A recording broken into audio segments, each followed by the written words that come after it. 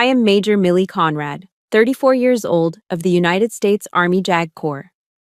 The air in this county courtroom is thick with the smell of old paper and desperation. My father, Robert, smirks at my mother, Elena, who is trembling like a leaf. "You're walking out of here with nothing," he hisses, his stubby finger pointing right at her. My mother, a woman who has been worn down to a mere whisper, reaches a trembling hand toward the pen, about to sign away 30 years of her sacrifice. I had been watching in silence, but the sound of my chair scraping harshly against the floor breaks it all. My voice is quiet, but it cuts through the room. "Your Honor, I apologize for the interruption." My father spins around, his face flushing red with rage. He has no idea that the Captain Clipboard he always mocked is about to detonate his entire world of lies. If you have ever been underestimated by your own family, if you have ever had to prove your worth in silence, let me know where you're watching from. Hit like and subscribe, because my story is about the truth, the paperwork, and the high cost of arrogance. 6 weeks before I stood in that courtroom, we were at a steakhouse. My father, Robert, loved places like this. It was a classic Virginia establishment, the kind that pretends humility but charges you $40 for a glass of wine. Dark wood paneling, low amber lighting, and the heavy, expensive clinking of silverware. It smelled of seared beef and old leather.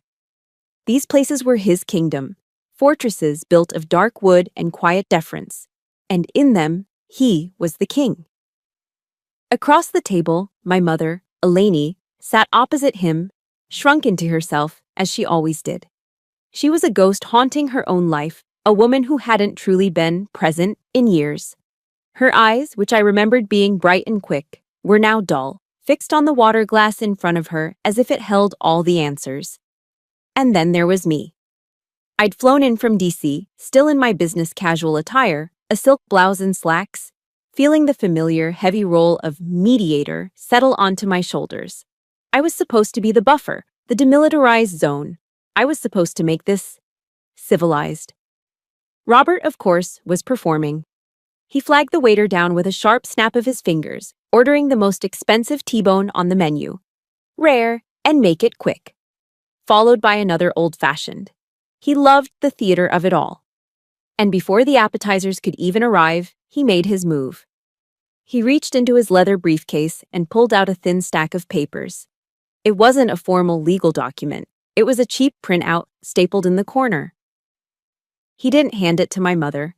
He shoved it across the polished mahogany table like he was sliding scraps to a dog. "Here," he announced. His voice wasn't a whisper. It was a declaration, intentionally loud enough that the couple at the next table, a quiet pair celebrating an anniversary by the looks of it, glanced over, their forks halfway to their mouths. "Your mother and I are getting a divorce," he continued, enjoying the audience. "I've been very generous."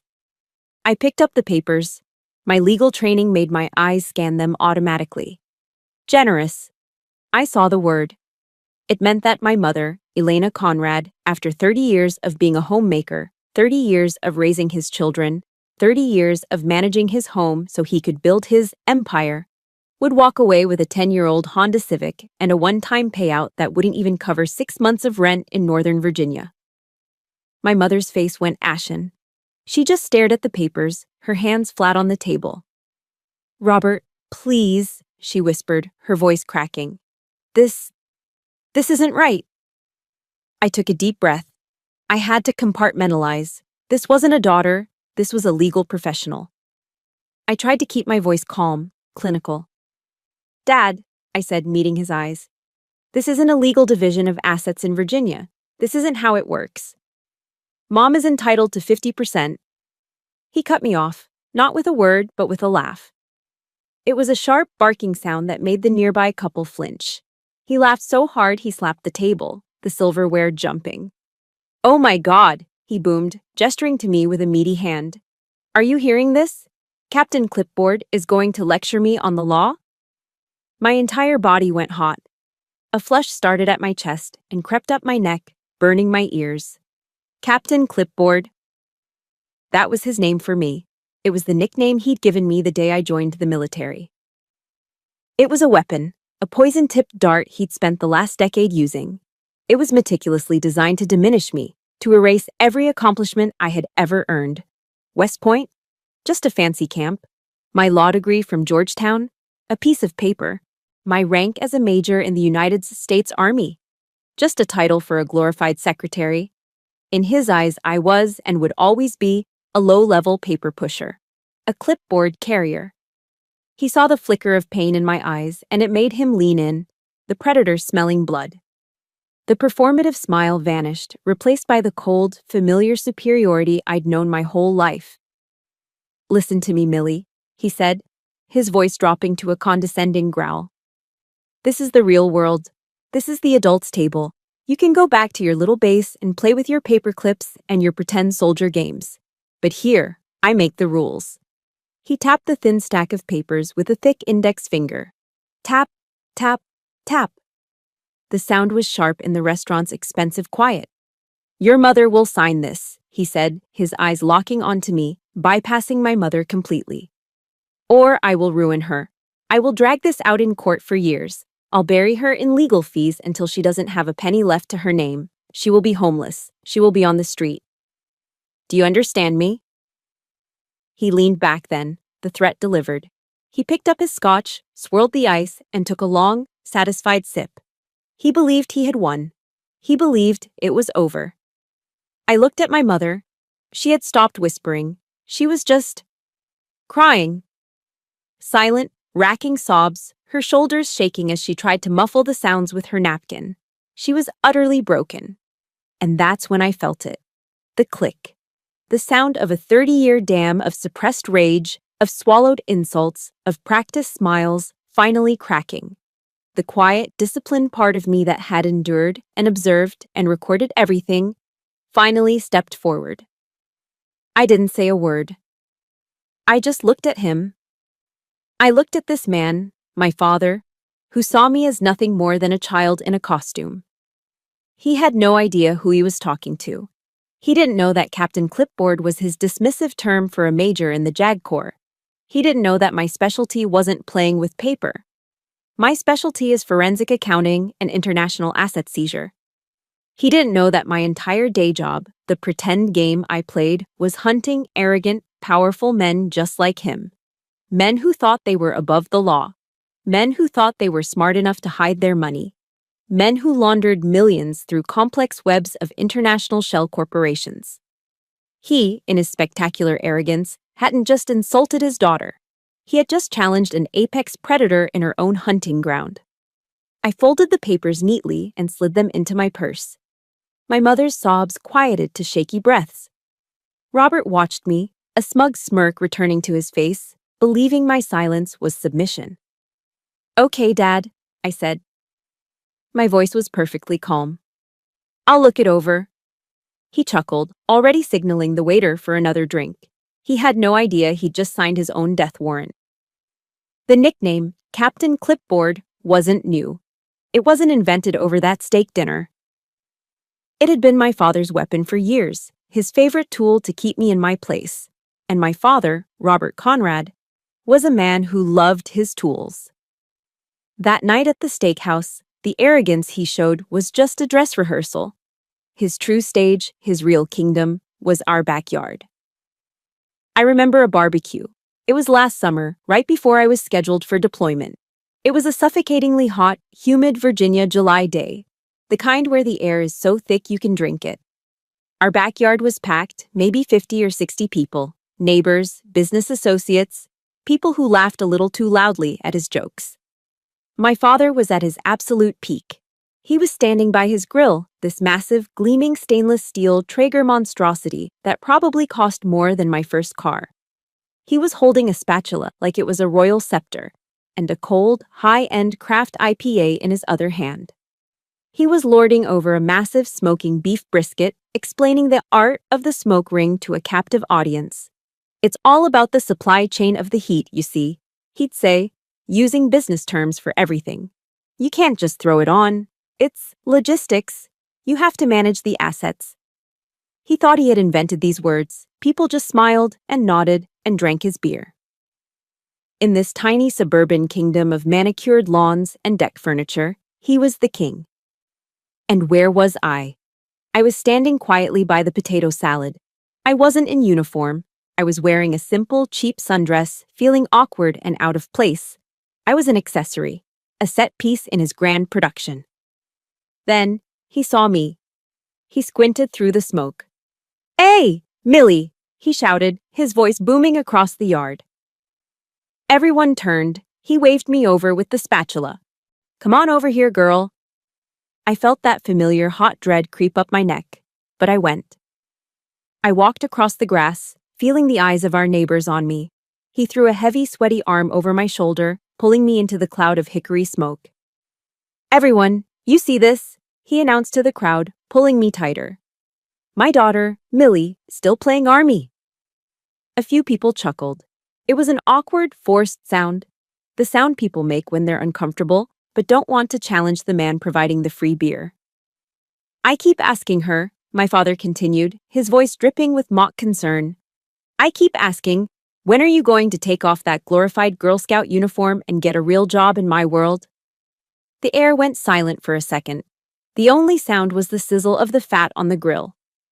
And then my father burst out laughing, that sharp, barking laugh he used at the steakhouse. Relieved, the others laughed with him. "A real job," he repeated, shaking his head as if I were a lost cause. His world. I just smiled. It was the smile. The stiff, brittle, practiced smile that I had spent an entire lifetime perfecting. It was the smile of a trained soldier, a mask of neutrality I wore in my own home. "Work's fine, Dad," I said, my voice barely a whisper. He laughed again, louder this time. "Fine? What's fine? Are you making 7 figures yet?" "No, then it's not fine. It's a hobby." And then, he did it. In front of all of them, our neighbors, his employees, the people who had known me since I was a child, he patted me on the head. It wasn't a loving stroke. It wasn't a fatherly ruffle. It was that hard, condescending, repetitive pat, pat, pat. The kind you give a dog that's just done a simple trick. The kind that says, "You're a pet." "Good girl," he said, his voice full of dismissive amusement. "Now go get your dad another beer." I felt the heat of dozens of eyes on me. I saw the pity in Mrs. Henderson's face from across the yard. I saw the embarrassment from one of my old high school classmates. I felt like I was shrinking, disappearing, being reduced to nothing. I just nodded. And I went to get the beer. But inside that internal ledger I keep in my head, click. A new page turned. A new entry was made. Another debt was recorded, the interest compounding. It was always like that. The system was designed to keep me small. It was the same system that operated on the proudest day of my life, my graduation from West Point. I can still feel that day. The sheer, overwhelming sense of accomplishment. Standing on the field at Michie Stadium, a sea of 4,000 of us in our formal gray uniforms. The roar of the crowd, the cannons, the moment the Thunderbirds flew over, and the final glorious cascade of hats thrown into the air. I scanned the stands and found my mother. She was weeping, her hands pressed to her mouth, her eyes brimming with a pride so fierce it was the only thing I could see. But then, there was the dinner afterward. We were at a stuffy, overpriced restaurant near the academy. My mother was still glowing, still holding my hand, still touching the sleeve of my dress uniform. My father, however, was complaining about the hotel price. He'd been quiet for most of the meal, just chewing his steak. Finally, he sighed, threw his napkin on the table, and looked at me. "Well," he said, loud enough for the tables around us to hear. "That's that. At least your 4 years of college were free." My mother's smile froze. "Now," he continued, leaning in, "let's see if you can actually make something of yourself with it, or if you're just going to waste government time playing with paper." That was it. That was his congratulation. 4 years of hell, of beast barracks, of 5 a.m. runs in the snow, of engineering exams and tactical training, all of it, my entire achievement, reduced to free college and wasting time. I didn't say anything. I just stared at my plate, but I felt my mother's hand find mine under the table. She gripped it, hard. Her nails dug into my palm. She didn't say a word. She couldn't say a word, but that hand grip said everything. I see you. I am proud of you. Don't listen. It's a strange, lonely feeling, isn't it? Knowing that the one person who should be your biggest champion is your biggest critic, and the one person who believes in you has no voice. If you've ever had that one person who supported you in silence, who couldn't speak up but you knew was on your side, please support me by hitting that like button and comment with a simple, I know, so I know you're here. My mother's silent grip. That was my validation. Her silent recognition was the only recognition I got. That was all I had. My mother's hand squeezing mine under the table. That was all I had. For 4 years, that silent pressure, that one moment of shared, secret pride, was the only validation I ever received from my family. My father thought I was weak. Maybe he was right at first. He saw the graduation, the pomp, the free college. He didn't see the cost. He didn't see how I got there. He didn't see the trial that forged the woman he would one day call Captain Clipboard. He didn't see my plebe year. My first year at West Point, the plebe year, was, by design, hell on earth. It's a system, a pressure cooker, specifically engineered to find your breaking point and shatter it. You are broken down into your component parts and then maybe rebuilt as a soldier. I was not a natural fit.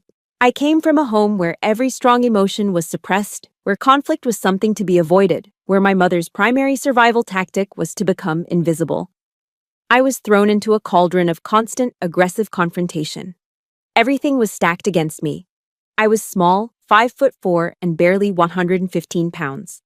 I was a woman in an environment that was, at its core, a temple of aggressive masculinity. I was quiet. The system found every weakness. The 4 a.m. wake-ups, the screaming, the endless mind-numbing memorization of regulations, the physical exhaustion that went so deep it felt like it was in your bone marrow. I remember one night, or rather, one morning, in the dead of winter. It was 5 a.m., still pitch black, and it was snowing. That wet, heavy, miserable New York snow. I was standing in a field in full gear, covered in mud from a low-crawl exercise, my hands so cold I couldn't feel the rifle I was holding.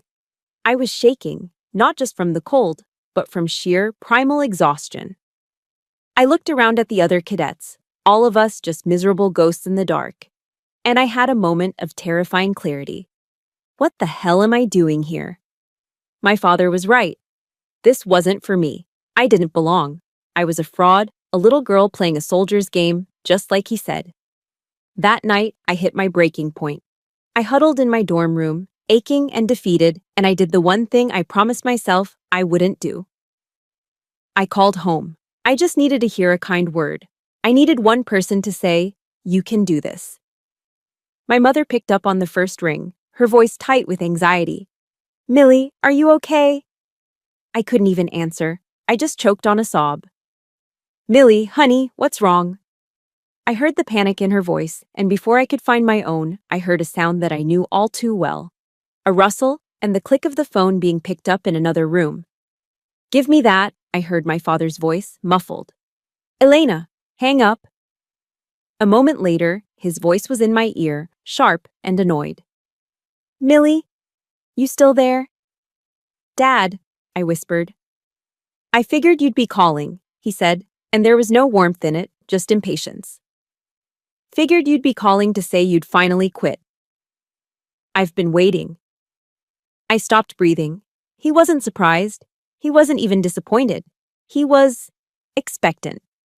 "That whole army game isn't for you, kid," he said, his voice softening into that fake, condescending tone he used when he was about to teach me something.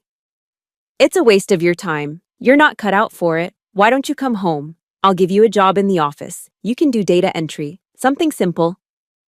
Data entry. He didn't ask if I was okay. He didn't ask if I was hurt.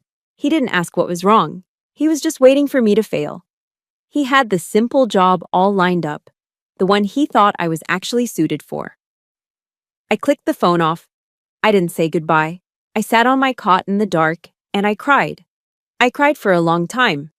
But I wasn't crying because of the cold, or the mud, or the screaming instructors. I was crying from the absolute, crushing, profound loneliness of knowing that the one man who was supposed to be my protector was actively rooting for my failure. I had almost given up. The next day, I was a ghost. I went through the motions, the insults from the upperclassmen bouncing right off me. I was hollowed out. I decided he was right. I would quit. I shuffled to the library, my boots heavy with defeat. I was going to look up the official withdrawal procedures. I was going to call him back and tell him he'd won. The West Point Library is old, full of history and ghosts. As I walked past the history annex intending to find a computer, I passed a small glass display case. It was an exhibit on the American Revolution, something I had walked past 100 times. But this time, I stopped. Inside was a small faded portrait of a woman. She wasn't a lady in a fine dress. She was wearing rough, simple clothes, and she had a determined look on her face. Her name was Margaret Corbin. I read the plaque. She was the wife of an artilleryman, John Corbin, during the Revolutionary War. She had followed him to the Battle of Fort Washington. During the assault, he was killed right at his cannon. And Margaret? She didn't run. She didn't scream or hide. She stepped over her husband's body, took his place at the cannon, and continued to fire at the attacking Hessian soldiers. She kept firing, alone, until she herself was severely wounded by grape shot, nearly tearing her arm and chest apart. She was a real soldier. She fought not for recognition. She fought not because someone told her she could. She fought because her husband fell. And the cannon was there, and the enemy was coming, and it needed to be done. I stared at that little portrait for a long time. I looked at her eyes, at the simple, profound grit captured by the artist. I realized in that moment that my father would never see me. Ever. It didn't matter if I graduated, it didn't matter if I became a general. To him, I would always be the data entry girl. I would always be Captain Clipboard. His validation was a door that would forever be locked to me. But Margaret Corbin didn't need anyone's permission to fight, and neither did I. I turned around and walked out of the library. I went back to my dorm. I sat on my cot, and with hands that were still sore and stiff, I laid out my cleaning kit. I dried my tears. I took a deep breath. And I started polishing my boots. I would not quit. I would not give him the satisfaction. I would graduate. I would become an officer. I would go to law school. I would become a lawyer in the United States Army. I wasn't doing it to make him proud. I realized finally that I couldn't. I was doing it for myself, and I was doing it for the one woman who believed in me in silence, the one woman who would be there at the end, gripping my hand under a dinner table, my mother. My father's world was loud backyard barbecues and empty boasts. His real world was a manicured lawn in Virginia, and the petty tyranny of his living room, a kingdom built on the fear of a woman he had systematically broken. My real world was a sterile, windowless room, buried deep enough underground to withstand a direct missile strike. It was known as a SCIF. SCIF, pronounced skiff, stands for Sensitive Compartmented Information Facility. It's a mouthful, which is why we just called it the SCIF. It's a place where cell phones are forbidden, where the walls are shielded against electronic surveillance, where the doors open with a heavy vacuum-sealed thud. There are no windows. There is no small talk. There are no barking laughs or the clinking of Scotch glasses.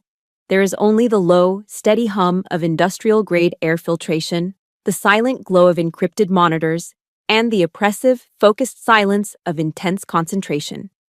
In this room, I wasn't Millie. I wasn't Robert Conrad's disappointing daughter. And I damn sure wasn't Captain Clipboard. In here, I was Major Conrad.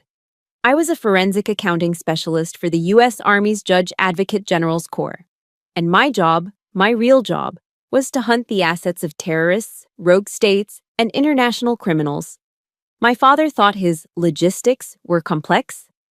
I tracked millions of dollars hidden by warlords through networks designed to be invisible. My father thought his real job was high stakes. My pretend game was defunding global threats. I was working on a case.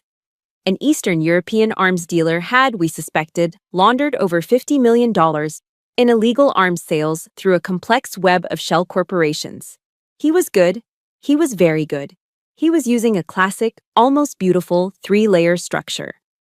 Money moved from an account in Dubai to a holding company in Cyprus, which was then billed for fictitious consulting services by a corporation in Delaware, which then distributed the funds to untraceable accounts.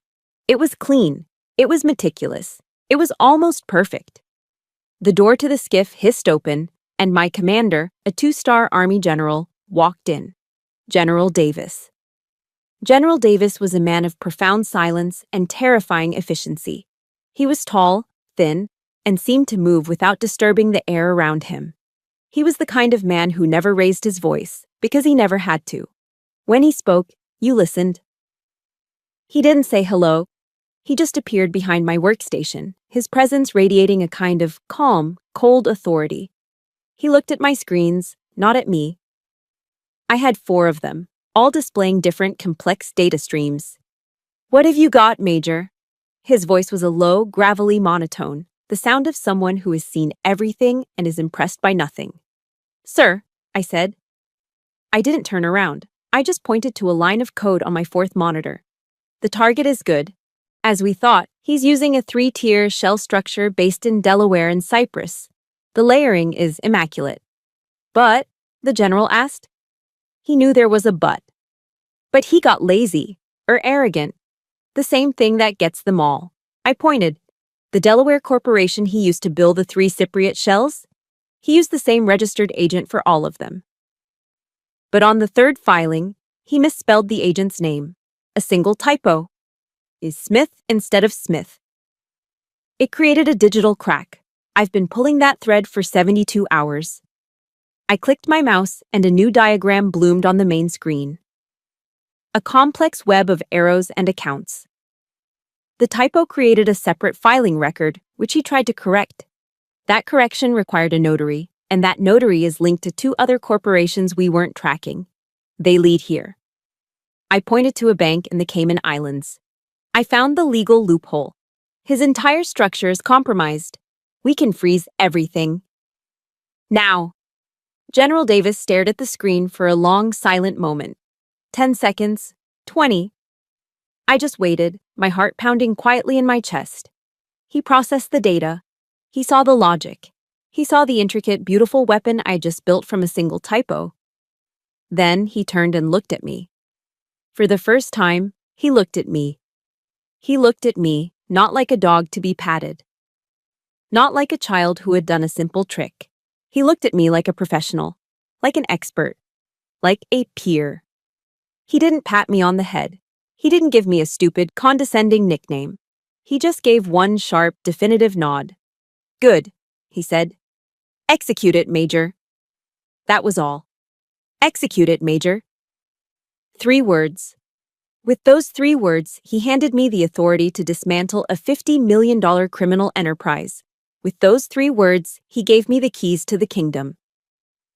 It wasn't praise. It was better. It was trust. It was absolute, unfiltered, professional respect. It was the one thing I had craved my entire life. It was the one thing I had never, not once, gotten at home. This is why, the day after that catastrophic steak dinner with my father, I didn't go back to my hotel room to cry. I went back to the only place I felt sane. I went back to the skiff. I hadn't slept. The echo of my father's threat, "I will drag this out until she is on the street," was still ringing in my ears. The image of my mother's silent, weeping, broken face was burned into my mind. I was, as the general would soon note, distracted. I was staring at a blank monitor, my mind 1,000 miles away. When General Davis walked past my desk, he was on his way out, but he paused. This was rare. He never paused. "Major," he said. That same even monotone. "You look distracted. Your focus is off." I looked up, my eyes gritty from lack of sleep and unshed tears. "Yes, sir. I apologize. It's just a family matter, General." I expected him to grunt and walk away. It wasn't his concern. It was personal, messy. Instead, he stood there for a second, just looking at me. "I see," he said. He almost sighed. The army is a family, Conrad, he said, using my last name for the first time. It's complicated enough. But the family out there? He gestured vaguely toward the reinforced concrete ceiling, toward the outside world. That one. That's sometimes more complex than a war zone. He looked back at me, his eyes sharp. I don't know what it is, I don't need to. But whatever it is, handle it. Handle it with the exact same precision you apply in this room. He nodded once, that same definitive nod. Carry on. And then he was gone. It was the closest thing to a pep talk, to a moment of mentorship I had ever received from him. It was a 5-second interaction, but it meant more to me than 1,000 fake, booming compliments at a backyard barbecue. It was a lifeline. He wasn't just my commander. In that moment, he was my ally. This was my real family. A family built on competence, honor, and mutual respect, not on shared blood and a constant, petty, agonizing tyranny. My father had drawn his battle lines at that steakhouse. He thought he was declaring war on a clipboard carrier. He had no idea about the army I had standing right behind me. That night, I left the skiff with General Davis's words echoing in my head. Handle it with the exact same precision you apply in this room. For the first time since that disastrous steak dinner, I felt clear. I felt centered. He was right. This wasn't a messy, emotional family drama anymore. It was an operation. My father had taken a hostage, my mother's future. My job was to conduct a rescue. I went back to the anonymous hotel room I'd booked near my mother's home in Virginia, away from D.C. I wasn't just a daughter anymore. I was Major Conrad, JAG Corps, and I was planning a campaign. I sat at the cheap desk, my laptop open, the glow of the screen illuminating a stack of legal pads. I was mapping out my father's corporate structure, the one he boasted about at barbecues. I was outlining the legal basis for fraudulent conveyance. I was working, I was focused, I was precise. And then, at 1:30 in the morning, my phone rang. My stomach dropped. A call at that hour is never good news. I looked at the screen. It was my mother. I sat bolt upright, my heart hammering. Mom, are you okay? Millie? Her voice was a thin, trembling whisper. She was crying so hard she could barely breathe. Millie, what are you doing? What? Mom, slow down. What's wrong? Your father, she choked out.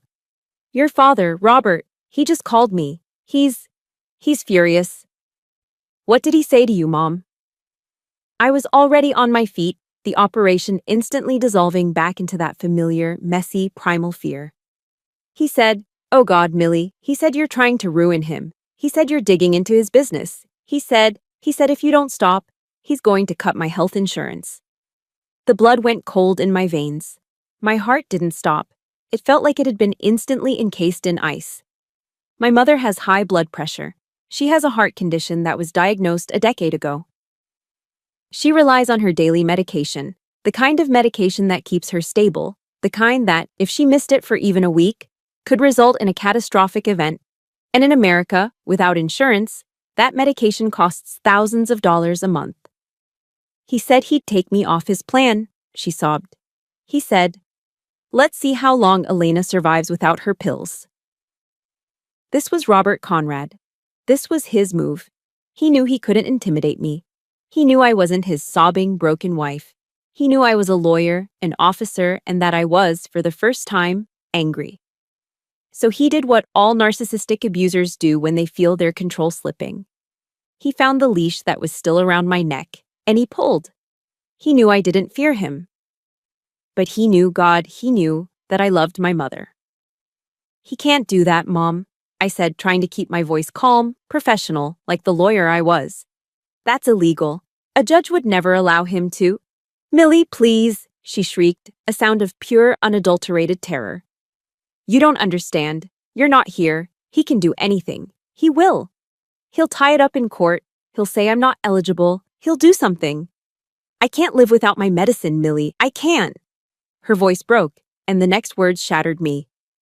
Please, honey, she begged, her voice shrinking back into that familiar whisper of the woman I saw at the steakhouse. Just Just let him have what he wants. Please. Don't make things worse for me. We'll be fine. I'll be fine. Just stop. She was begging me. She was begging me to save her by letting him win. She was begging me to let her abuser complete the financial destruction of her life because she was, justifiably, terrified of the physical alternative. I told her I would handle it. I told her to lock her doors. I told her I would call her in the morning. I hung up the phone and my hands were shaking so violently I dropped it on the carpet. This was his masterpiece, his checkmate. He had placed me in an impossible trap, a perfect no-win situation. Option A. I fight. I use my skills. I expose his fraud. I get my mother the 50% she is legally owed, and I risk her health. I risk him cutting her off in a fit of rage and her having a stroke or a heart attack before I can get a judge to intervene. Option B. I back down. I let him win. I let him throw her out with a used car and just enough money for a few months' rent just so he'll keep paying for her medication. I let him destroy her financially to save her physically. I paced the hotel room from the window to the door, back and forth, back and forth. I felt a suffocating tightness in my throat, the same feeling I had at that barbecue, the feeling of being small and trapped and powerless. For a second, I honestly, truly doubted myself. Maybe I should stop. Maybe this was a mistake. Maybe I was being too aggressive. Maybe this was his world, his rules, and I was just a naive, clipboard carrier who was about to get her mother killed. His shadow was so large. It stretched from his house over hundreds of miles right into this hotel room, and it was choking me. I stopped pacing. I caught my reflection in the dark hotel window. I saw a woman who looked small and tired and terrified. I saw my mother's daughter. And then I thought of General Davis. I thought of his calm, steady voice in the silence of the skiff. Handle it with the exact same precision you apply in this room. Precision. I took a deep breath, and then another. The shaking in my hands began to slow. He was right. This wasn't a family problem. This wasn't a daughter's dilemma. This was an operation. My father was no longer a father. He was a hostile actor, and threatening to cut off essential medical care to coerce a desired outcome? That wasn't just a domestic threat. In my world, we had a name for that. It was an act of coercive control. It was an escalation. He had just escalated, and so would I. My father thought this was a two-player game, him versus my mother, with me as an annoying distraction. He didn't realize he had just declared war on a third player. I picked up my phone. The shaking was gone. I didn't call my father. I didn't call my mother. I dialed the number of the best civil litigation attorney in the state of Virginia, a woman I had served with at Fort Belvoir, a woman who ate men like my father for breakfast. She picked up on the third ring. Millie, it's 2 a.m. This better be good. Sarah, it is, I said, my voice as calm and steady as General Davis's. I need your help. I need you at the courthouse at 9 a.m. sharp. For what? I'm FedExing you the file now. My mother's life is in danger. I need an emergency injunction and a temporary restraining order against my father by 10 a.m. And I need you to file a motion to freeze every single asset he owns, domestic and international, immediately. After that phone call with my mother, the doubt didn't just disappear. It was incinerated. That agonizing, paralyzing sense of being torn. It was gone. I was no longer torn. I was angry. It wasn't a hot, screaming rage like my father's barbecue performances. It was a cold, pure, righteous fury. It was the kind of anger that clarifies, the kind that burns away all the fog and leaves only a single, sharp point of focus. General Davis was right. This was an operation. Sarah, my lawyer, had the immediate threat handled. She was at the courthouse at 9 a.m., and by 10:30 a.m., she had successfully argued for an emergency restraining order and a temporary injunction, freezing my father's known local assets and legally barring him from touching my mother's health insurance. That bought me time. That bought my mother's safety. But I knew it wasn't enough. An injunction is a temporary plug in a bursting dam. My father was a man of logistics and international business. I knew his known assets were just the tip of the iceberg. The real money, The money he was planning to disappear with would be hidden, and I had exactly 2 weeks until the next preliminary hearing. So, the hunt began. I didn't go back to the skiff. This was no longer official Army business. This was personal. But I had been trained by the Army. I had every skill the JAG Corps had ever taught me, and I was about to apply them with a precision my father could not possibly comprehend. I didn't sleep for more than 4 hours a night. I turned my cheap Virginia hotel room into a command center. I lived on lukewarm coffee from the lobby and pure adrenaline. I sat in the darkness, surrounded by legal pads, my only light the pale blue glow of my encrypted laptop. My father thought his paperwork was clean.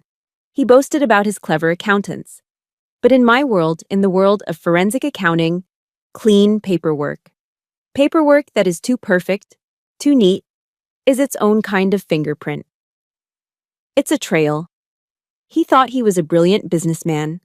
I saw an amateur. He had used a legal structure I recognized instantly, a classic 3-tier system that I had seen arms dealers and narco-terrorists use to wash their money. It was arrogant. It was sloppy. He had bragged for years that I didn't understand his world. The truth was, I understood it better than he did.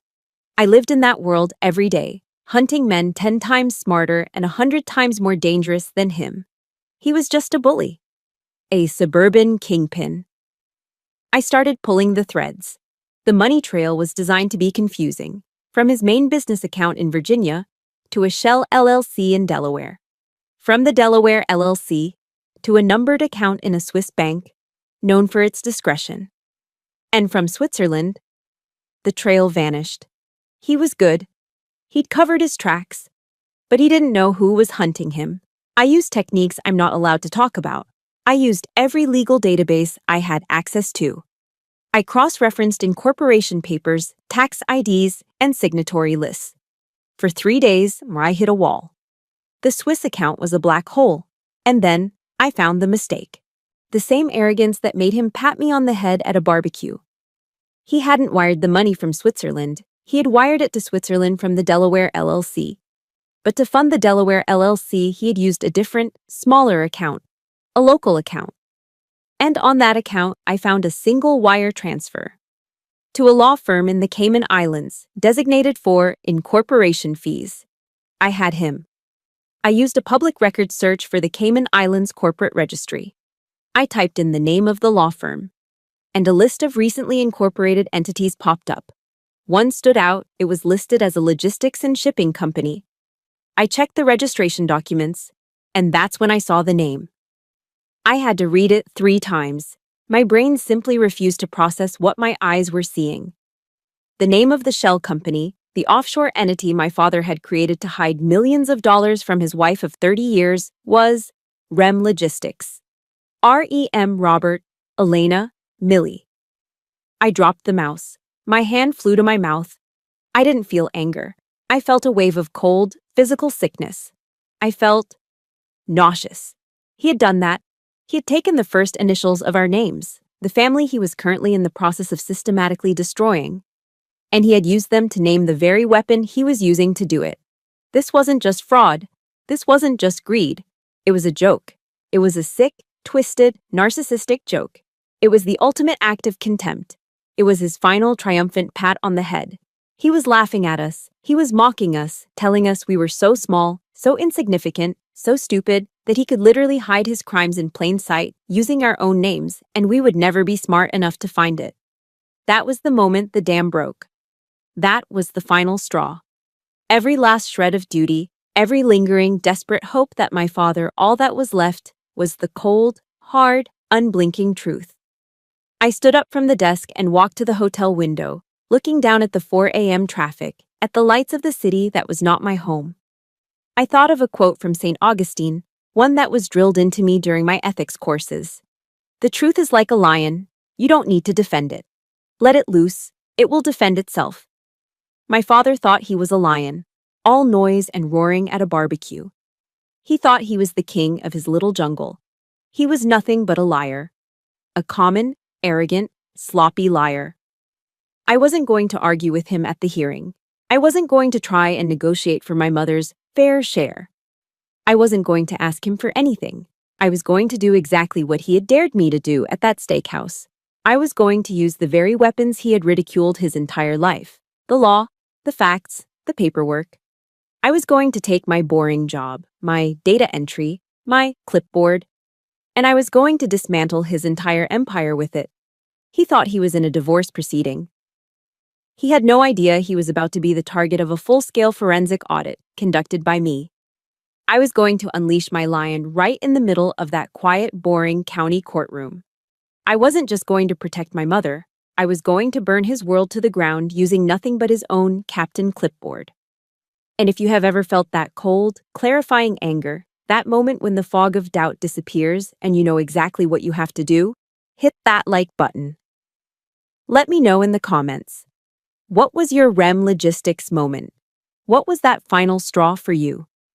The white-hot rage from that discovery, the sick, twisted joke of REM logistics, had cooled.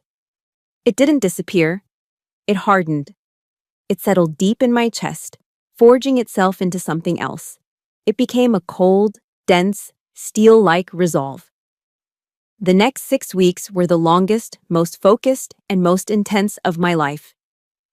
The emergency injunction had bought my mother's safety, but it had also officially declared war.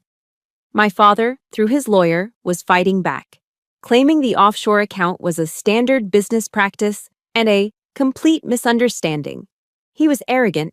He was still underestimating me. He still thought I was just Captain Clipboard. So, I embraced it. I turned my hotel room into a tactical operations center, a war room. My bed was covered in bank statements. The cheap art on the walls was taped over with flowcharts I'd drawn on hotel stationery, mapping out my father's corporate shell game. I worked like I had been trained to do, with surgical precision. My days were a blur of legal filings, subpoenas, and cross-referencing bank codes. I was a ghost, fueled by bad coffee and a singular purpose. I used my training in forensic accounting to follow the money, not just to the Cayman Islands, but beyond. I found the $8.7 million. I found the exact wire transfers, documenting that over 72% of their liquid marital assets had been moved after the date my father had filed for divorce. This wasn't just hiding money. This was the textbook definition of fraudulent conveyance. It was a felony. But I knew my father. He would lie. He would claim his accountants made a mistake. He would throw someone else under the bus. REM logistics was disgusting, but I needed more. I needed something that couldn't be spun. I needed to be 100% sure. I couldn't leave a single element to chance. I picked up my phone and called an old friend in D.C., Mark Thompson. We'd been in the JAG Corps together at Fort Bragg, one of the sharpest international finance lawyers I'd ever met. He'd left the service a few years back and was now a partner at a massive D.C. law firm, the kind of place that ate international fraud cases for breakfast. "Mark, it's Millie," I said. "Conrad. Hell, it's been a while. How's life at the Pentagon?" "It's complicated. Listen, Mark, I need a favor. Something completely off the books. A personal matter." His voice sobered up instantly. "You got it. What do you need?" "I'm sending you an encrypted file. I need a second set of eyes, Mark. I need you to tell me if I'm crazy or if what I'm looking at is what I think it is." "Sending it now," I said, hitting enter on my laptop. I didn't have to wait long. An hour later, my phone rang. It was Mark. "Jesus Christ, Millie," he said.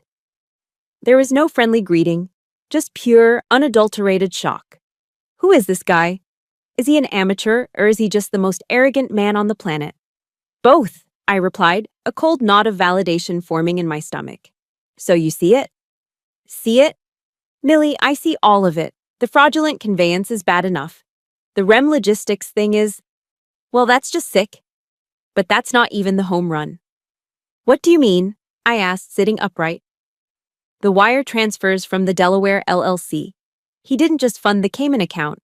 He used the same Delaware holding company to make 3 separate disguised payments to a flagged entity in Eastern Europe. The same entity, Millie, that you and I briefed DIA on back in 19. The one linked to the Russian oligarchs." My blood ran cold. "He's not just hiding money from my mother. He's doing business with them." "He's laundering it for them," Mark corrected. Or, at best, he's so stupid he's letting them launder him. With these documents, Millie, you don't just win a civil suit, you can get him criminally indicted for money laundering and violating the Foreign Corrupt Practices Act. This evidence, it's not just ironclad, it's a damn vault. He's done, Millie, he's done. I hung up the phone, a wave of cold, absolute certainty washing over me. This was it. This was my evidence. This was my procedure. This was my jurisdiction. I spent the rest of that night at a 24-hour Kinko's. My father had thrown a thin 3-page settlement at my mother. I was preparing my response. I printed everything, every single wire transfer, every email from the Swiss bank, every digital signature, every corporate charter for every shell company, from Virginia to Delaware to the Cayman Islands. I printed the cross-referenced reports from the Eastern European accounts. Page by page, I methodically slid each one into a clear plastic sheet protector. Click, whir, slide. The rhythm of the work was a meditation. This wasn't a thin sheaf of papers. This was a 3-inch thick, meticulously organized cross-referenced indictment. This was the work of Captain Clipboard. It was 5 a.m. when I was finally finished. I had a heavy 3-ring binder that contained the complete and total destruction of Robert Conrad. But I didn't put the binder in my briefcase. I went back to my hotel room, took a shower, and put on my uniform. Then I took the binder and selected 10 key pages. The greatest hits. The REM Logistics Charter. The $8.7 million wire transfer. The Swiss account summary. The payment to the Eastern European entity. I took those 10 pages, folded them neatly, and slid them into a simple, plain, manila envelope. The exact kind of envelope a Captain Clipboard would use for a routine memo. I licked the flap and sealed it. My father thought he was walking into a simple divorce hearing. He thought he was going to swagger in, complain about his finances, and bully my mother into signing away her life. He thought he was walking into his arena. He had no idea he was walking into a full-scale forensic audit. He had no idea he was walking into mine. We were back in that stale, musty county courtroom. 6 weeks had passed since I'd placed that simple manila envelope in my briefcase. 6 weeks of my mother living in a state of suspended terror. And 6 weeks of my father's lawyer filing motions, claiming his client was the victim of a vindictive, overzealous daughter. I sat in the back row, in my full Class A uniform, watching the theater. My father, Robert, walked in with that same familiar, self-satisfied swagger. He owned this room, just like he owned the steakhouse, just like he owned the backyard barbecue. He shot a confident wink at his lawyer, a slick man in a suit that probably cost more than my car. He didn't even look at my mother. Elena, my mother, was sitting at the petitioner's table, looking exactly as she had for 30 years, invisible. She was hunched over, her hands trembling in her lap, her eyes fixed on the scarred wooden table in front of her. The judge, an older man who looked like he'd seen it all and was tired of most of it, sighed. "Mr. Conrad, please approach." My father strode up. He placed his hand on the Bible, his face a mask of solemn sincerity. "Do you swear," the bailiff droned, "that the financial disclosures you have filed with this court are the truth, the whole truth, and nothing but the truth, so help you God?" "I do," my father said, that familiar, arrogant smirk playing on his lips. He was lying. He was committing perjury, right there, hand on the Bible, without a flicker of fear. The judge nodded, looking at the clock. He just wanted to get to lunch. "Very well, Mrs. Conrad," he said, his voice flat with boredom. "Your husband's offer, as outlined in this agreement, is minimal. But it is, technically, legal if you agree to it. Do you agree to these terms?"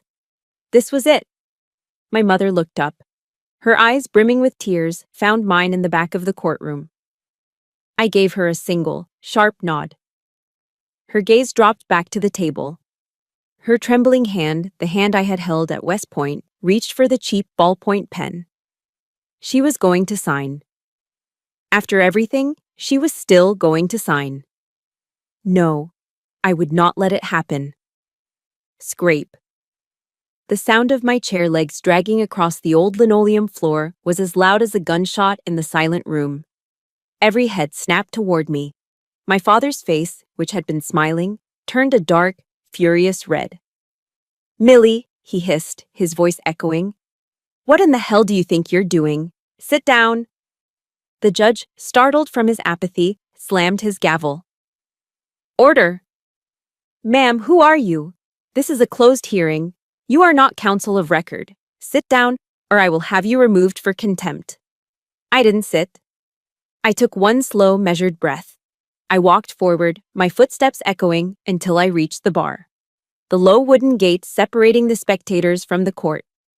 I looked the judge square in the eye. Slowly, deliberately, I reached up and removed my army beret, the green fabric a stark contrast to the drab courtroom. I placed it, perfectly aligned, on the wooden railing of the bar. In that moment, I was not his daughter. I was not Elena's savior. I was an officer of the court. "My apologies for the interruption, Your Honor," I said. My voice was not loud, but it was clear, and it did not shake. It was the voice I used in the skiff. Major Millie Conrad, United States Army Judge Advocate General's Corps, Virginia State Bar ID 8451. The room went utterly, profoundly silent. My father and his lawyer were frozen, staring at me as if I'd just grown a second head. "Your Honor," I continued, my voice resonating in the small space, "I am present today not as a family member, but as an officer of the court. I have direct material evidence of gross perjury and significant financial fraud being committed in this room, right now, by the defendant, Mr. Conrad." My father's lawyer jumped up. "Objection. Your Honor, this is an outrageous breach of decorum. This is theater. She has no standing." The judge looked at the lawyer. Then he looked at me, at my uniform, at my beret on his bar. He was no longer bored. He was wide awake. "Objection overruled, counselor. Sit down." He turned his full attention to me. "Major Conrad, you are making an incredibly serious allegation. You had better be able to back it up." "I can, Your Honor," I said. I reached into my briefcase and pulled out the simple, plain, manila envelope I had prepared. I laid it on the judge's bench. He looked at the envelope, then at me. He tore open the flap. He pulled out the 10 folded pages I had selected. He began to read. I watched his face. First, confusion. Then his eyes widened. He licked his thumb and turned to the second page. He read. He turned to the third page. A small sound escaped his throat. It was a low chuckle, quiet and incredulous. He looked up from the papers, over his glasses, at my father. Then he looked back down at the papers. "Oh my," he whispered, a small smile of pure professional amusement on his face. "Oh, this is brilliant." My father's smug mask began to crack. "Your Honor? I don't know what she gave you." The judge held up a hand, silencing him. The amusement was gone. His voice was now pure ice. "Mr. Conrad," he said, "a moment ago you placed your hand on that Bible and swore that your financial disclosure, which lists 0 foreign assets, was the truth. Is that correct?" "Yes, Your Honor, it is. My business is entirely domestic." "Is that so?" The judge held up the first paper from the envelope. "Then perhaps you can explain this wire transfer, dated 4 weeks ago, for $8.7 million, to a shell corporation registered in the Cayman Islands under the name Rem Logistics?" My father's jaw dropped. The blood drained from his face, leaving him a sick, morbid, chalky white. He looked at his lawyer, who was staring at the floor, wanting to be anywhere else. The judge didn't wait for an answer. He looked at me. "Major," he said, and for the first time, there was genuine respect in his voice. "This paperwork you've provided, this is the most meticulous, damning, and beautifully prepared piece of forensic accounting I have ever seen in my 20 years on this bench." He turned back to my father. The gavel struck the desk, the sound making everyone jump. "This settlement agreement is hereby declared null and void," the judge boomed. "Based on the evidence presented by Major Conrad, I am freezing all of the defendant's assets, foreign and domestic, effective immediately. I am ordering a full criminal investigation by the District Attorney's Office into perjury and felony financial fraud." He looked at my mother, who was staring at him, her hands covering her mouth. And furthermore, the judge declared, the entire $8.7 million discovered by this court is awarded to Mrs. Conrad as immediate punitive damages. This hearing is adjourned. The judge's final words echoed in the stunned silence of the courtroom. The gavel strike felt like a physical blow. My father didn't collapse heroically. He disintegrated. He didn't just fall, he imploded. The arrogant crimson mask of rage from Chapter 8 dissolved, revealing the pathetic, terrified man underneath. No, he stammered, his voice suddenly weak and reedy. No, you can't. That's not possible. He turned, wild-eyed, to his lawyer. The lawyer, the slick man in the expensive suit, was already shoving his papers into his briefcase with the frantic, terrified energy of a man trying to flee a burning building. He wasn't making eye contact with his client. He was trying to disassociate, to get as far away from the legal shrapnel as possible. Do something, Robert shrieked, his voice cracking. He pointed a shaking finger at me, as if I were the one who had betrayed him. That's my daughter. She can't do this to me. She can't. It was the desperate cry of a king who had just realized his crown was fake and his castle was made of sand. And then, in a final pathetic display, he clutched his chest. He gasped, his eyes rolling back, and slumped sideways into his chair, letting out a pained groan. My chest, he wheezed. The lawyer froze, looking at him with undisguised disgust. Was it a real heart attack, a panic attack, or just one last, cheap, theatrical attempt to regain control of the room, to make himself the victim? I watched the performance, and the strangest thing happened. I felt nothing. No, that's not true. It wasn't nothing. It was emptiness. I had waited my whole life for this moment. The moment my father would finally see me. The moment I would win. I had envisioned feeling triumphant, a surge of righteous, avenging joy. I expected to feel something. But as I looked at the broken, gasping man in the chair, the man who had called me Captain Clipboard, the man who had patted my head like a dog, the man who had built a shell company on the foundation of our names, I felt no vindication, no satisfaction, not even anger. Just a vast, hollow, profound emptiness. The war was over, the dragon was slain, and I just felt tired. My gaze shifted. I did not look at him again. My eyes found my mother. She was still sitting at the table, just as she had been when the judge spoke. She was completely still. Tears were streaming down her face, pouring silently from her eyes and dripping onto the table. But they were not the tears of fear I had seen at the steakhouse. They were not the hysterical tears of a victim I had heard over the phone. I looked closer. Her face, though wet, was calm. Her shoulders, for the first EAN 978-234-780 time in my memory, were not hunched in fear. They were relaxed. These were the tears of release. She was watching 30 years of hell, 30 years of being gaslit, belittled, and emotionally eroded dissolve in front of her. The spell was broken. The nightmare was over. That was the victory. Not his collapse. Her release. I pushed past the bar, my beret still sitting on the railing. I ignored the chaos surrounding my father, the bailiff moving toward him, his lawyer trying to explain that he was not his client's medical proxy. Major Conrad, the lawyer called out, suddenly remembering his job. He scrambled to intercept me, blocking my path to my mother. Major Conrad, wait. This ruling it's aberrant. We can appeal. We can negotiate.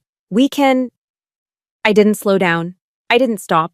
I simply looked at him. I didn't look at him. I looked through him. I looked at this desperate, sweating man as if he were a pane of glass, an irrelevant obstacle. Get out of my way, I said. My voice was flat. It was cold. It was not a request. It was the same tone I had used in the skiff. It was the tone of an officer giving a lawful, final order. He flinched, and instinctively, he stepped aside. I reached my mother. She was still crying silently, looking at her hands. I stood in front of her and held out my own. Let's go, Mom, I said. She looked up at my hand. She looked at my face. She took a deep, shuddering breath, the first real breath she'd taken in decades.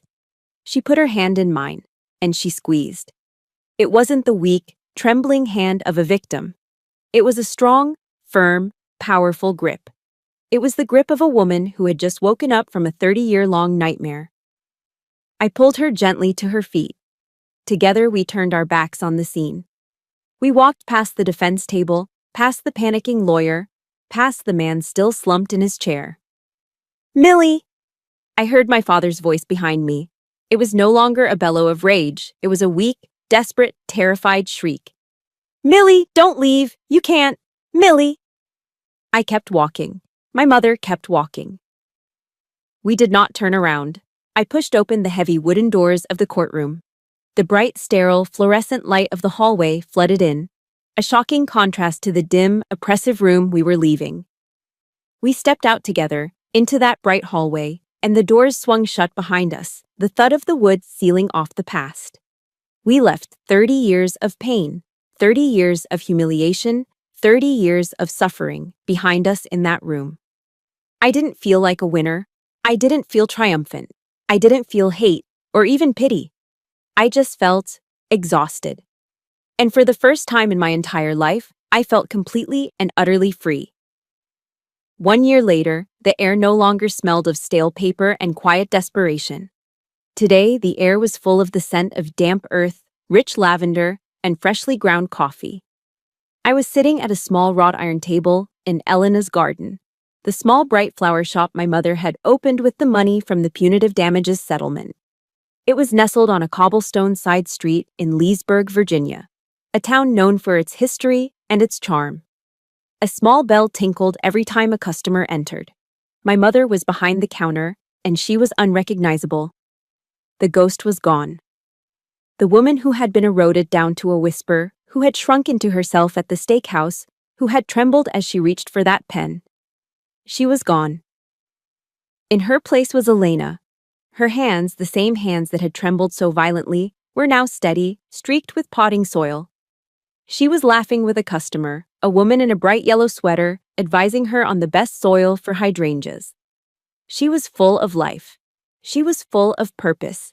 She had, in every sense of the word, been reborn. And me? I was sitting in a patch of sunlight streaming through the front window, sipping a latte. I was no longer Major Conrad. I was Lieutenant Colonel Conrad. My promotion had come through 6 months prior. General Davis had pinned the silver oak leaf on my uniform himself in a quiet ceremony. "You earned this, Colonel," he'd said, with that same rare nod of approval. Life had moved on. The war was over. We were at peace. And then, my phone buzzed on the table. I glanced down. An unknown number. I didn't get many of those. I picked it up, a flicker of the old familiar anxiety tightening my chest for just a second. It was a text message. I opened it. "Millie, it's Dad. I'm losing everything. They're talking about prosecution. The feds are involved. You know the law. You're my daughter. You have to help me." I read the words. I read them a second time. And a third. He still didn't get it. After everything, after the courtroom, after the public humiliation, after the proof of his sick, twisted, REM logistics joke, after the criminal investigation had taken everything from him, he still didn't understand. There was no apology, no remorse, no, "I'm sorry for what I did to you." No, "I'm sorry for what I did to your mother." He was still giving orders. "You know the law. You're my daughter. You have to help me." He wasn't asking for forgiveness. He was requesting a service. After all this time, he still saw me as his property. He still believed that, in the end, I was just Captain Clipboard, his personal legal tool, a functionary to be deployed to fix his messes. I looked at the message, at the gray bubble on my screen, and I waited. I waited for the old familiar surge of white-hot rage I'd felt at the barbecue. I waited for the cold, nauseating shock I'd felt when I saw the name, REM. I waited for the crushing anxiety I'd felt during that midnight phone call. I even waited for a small dark flicker of triumph, of smug, self-satisfied victory. But nothing came. There was no anger. There was no pain. There was no victory. There was just silence. A peaceful, empty void. The case, I realized, was finally, truly, closed. Not just legally, but emotionally. He and his problems, his chaos, his noise, they had no power over me anymore. They were just words from a stranger. They were irrelevant. Lieutenant Colonel, I looked up. My mother was standing by my table, holding a small pot with a bright red flower. Are you still with us? She asked, her eyes sparkling. She was smiling. You have to come see this new shipment of tulips. They're absolutely beautiful. Tulips, a symbol of spring, of rebirth. I looked down at the phone in my hand, at the message demanding I return to the war, to the darkness, to the fighting. Then I looked up at my mother, at her face, so full of life, at the bright red tulip in her dirt-caked hands. I smiled. Coming, Mom, I said. I picked up the phone one last time. My thumb hovered over the screen. I didn't type a reply. There was nothing left to say. I pressed the contact's name. I scrolled down.